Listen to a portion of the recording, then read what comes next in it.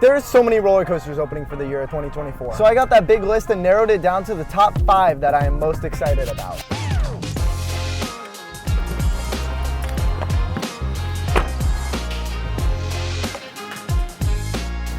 And so Top Thrill 2 is probably what I'm most excited for on this list. I mean, it's the most exciting roller coaster coming to 2024. Before I get into this list isn't in any particular order, and that's why I'm starting with what I'm most excited about. So over in Sandusky, Ohio at Cedar Point, Top Thrill 2 is going to be opening up this spring. This is a roller coaster that I got to see the train of it firsthand at the IAAPA Expo. I got to sit in it. It was awesome. This was the first roller coaster to go over 400 feet. And this roller coaster has lived a long life, but throughout that life, it experienced a lot of technical issues. And in 2021, there was an issue that sealed the fate of the Top Thrill dragster we all knew and loved, which pretty much means it closed and we didn't know what was gonna happen, which was really scary for me, who was now seeing that I never had a chance to ride this record-breaking roller coaster. But now 2024 is the year. I've sat in the train. I just sat in the Top Thrill 2 train. You just sat in the Top Thrill 2 train. Well, the whole thing's been built, but they're not just fixing what was wrong about Top Thrill dragster and putting a new label on it. So this is a completely different ride. So the original experience was a 13-second ride. I mean, you launched forward up a 420-foot top hat element and you went down, and it was awesome. I mean, people raved about this ride. But Top Thrill 2 is gonna be completely different. It's gonna keep that 420-foot top hat. You're gonna launch up it, but you're not gonna make it all the way up. Instead, you're gonna make it about like halfway up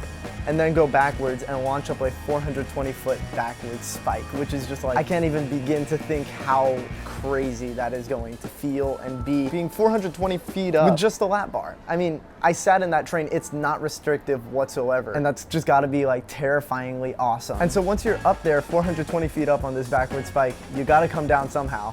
So you drop down and then you go forwards and through the same top hat that you went through on the original Top Thrill dragster, which is awesome that they're still keeping the original structure of the ride, just making it more of a complete ride experience. Before I get to the next one, I need some cream for my coffee.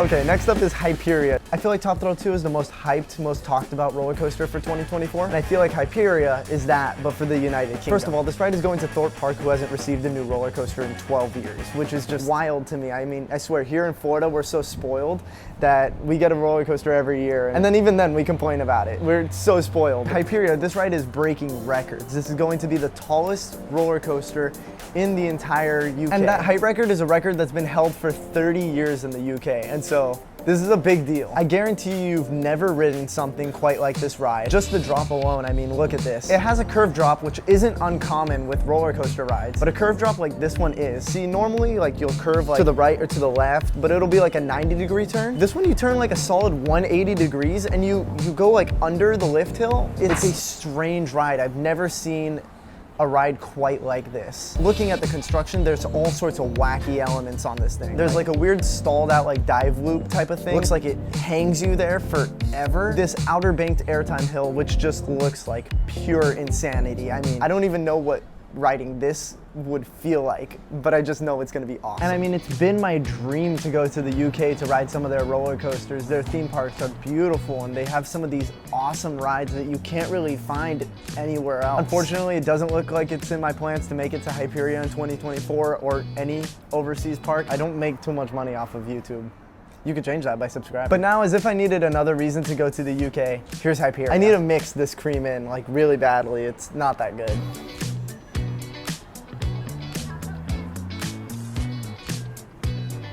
Okay, of course I'm gonna talk about what's coming to my home park. It's what I'm most excited about. Even though I did just say Top Thrill 2 is what I was most excited about. But that's besides the point. This is my most anticipated list, not the most anticipated list, so I'm super biased. Penguin Trek. I mean, this is exciting. This is a family roller coaster being built at SeaWorld Orlando by B&M. Where else can you ride a roller coaster and end it with penguins? Like real penguins, like an actual fluffy penguin animal right there in front of you as you're sitting in the roller coaster. There is a penguin right there. That's coming to SeaWorld Orlando in 2024. It's called Penguin Trek. This is a multi-launched family roller coaster. This is a big step for the manufacturer B&M and for SeaWorld. Let's start with B&M and what this means for them. This is a prototype model of roller coaster that we've never seen before from them, which is awesome from a manufacturer that's normally more known for bringing bigger thrill rides. They built almost every other ride in that park and all of them are massive coasters. With Mako being 200 feet tall and Kraken having 7 loops, Manta being so stupidly intense. Jeez, that ride is something else. And Pipeline, their brand new roller coaster, it's awesome. It's a family ride and a sea of thrill rides that SeaWorld really needed. See what I did there? There's a 42-inch height requirement, which is awesome because 2 years ago, SeaWorld tried to build a family roller coaster and it turned out to be way too intense and ended up in that pool of thrill rides. But this will be SeaWorld's redemption. And what I love about this is it's SeaWorld playing offense. In such a competitive market as Orlando with Disney and Universal making moves to continue to get more people to the area. This is SeaWorld not waiting for Universal, but instead making their move ahead of time to be like, hey, come here. This is where you can come for families, and I love that. But keeping on the topic of thrills for the whole family, we have Fire in the Hole. I mean, this is super exciting. This is another ride that I got to see at IAAPA. The past year I've been able to work closer than I would have ever imagined with RMC, and I've grown such a love and appreciation for what they do. And so I'm totally biased to this as well. And then Silver Dollar City also does what I love to do most. They love telling stories, and that's what this ride is. Fire in the Hole is a family coaster that opened at Silver Dollar City in 1972. It was like an electrically powered, like dark ride roller coaster. It's not your generic roller coaster. It's like this weird mix between a dark ride and a roller coaster.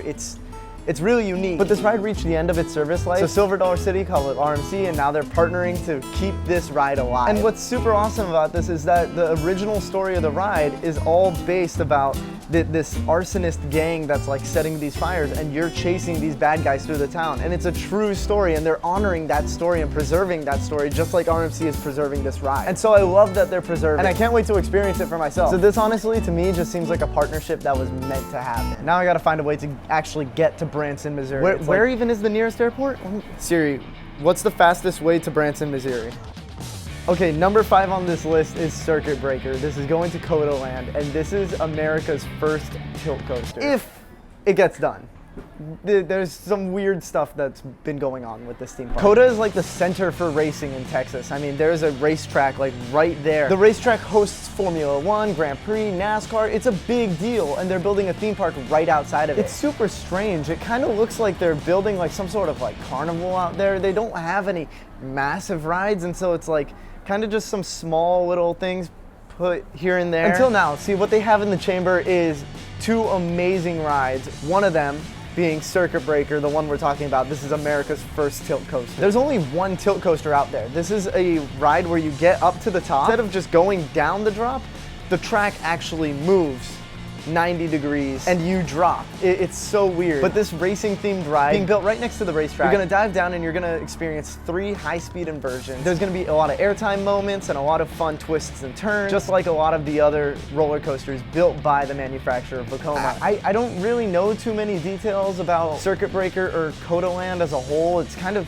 something that's fascinated me because I believe this theme park was scheduled to open in 2023 and it was pushed back. And so I hope this opens in 2024 because it looks phenomenal. And I hope other theme parks start to notice and build some of these rides at their parks because this is just an out of this world type of ride. And that's not all that's opening. That's just what I'm choosing to focus on right now.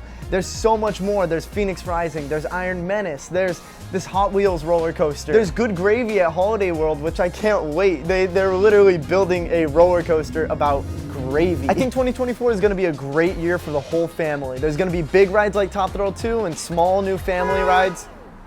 Got honked at. And small new family rides like Fire in the Hole and Penguin Trek, and I can't wait to see what all of those are like. But Circuit Breaker and the rest of Coda Land, I really hope you guys open this year.